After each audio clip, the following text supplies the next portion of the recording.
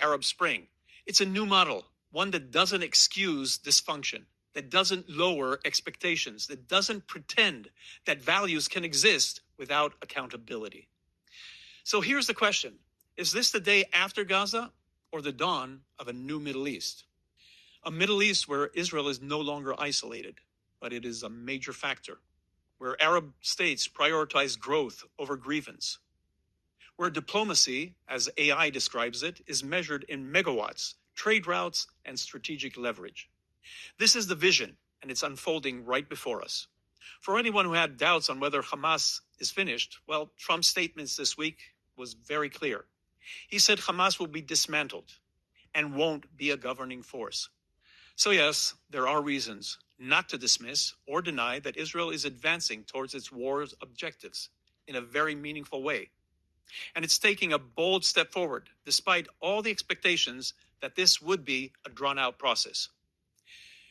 One thing Israelis don't quite grasp is that countries in this region and in the world ultimately think about their own particular interests.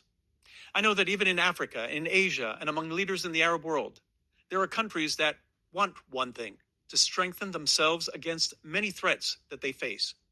And Israel isn't even an issue for them, and certainly not one that poses a threat to their interests.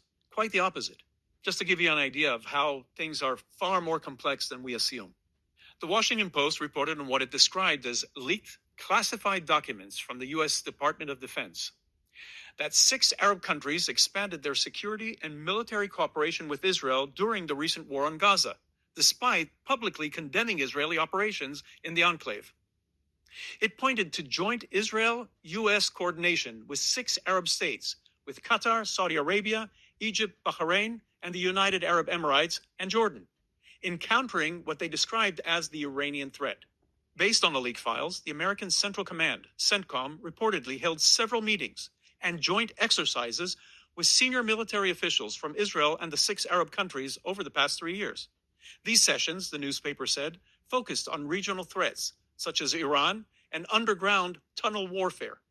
The documents indicate that this cooperation quietly deepened, even as major Arab countries, particularly Qatar, publicly denounced Israel's military actions in Gaza as genocide.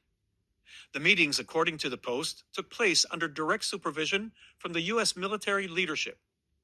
The leaked files obtained by the newspaper reveal that these gatherings occurred in Bahrain, Egypt, Jordan, Qatar, with high-ranking officers from Saudi Arabia and the UAE in attendance. The documents also described Kuwait and Oman as potential partners who were briefed on the meeting's content.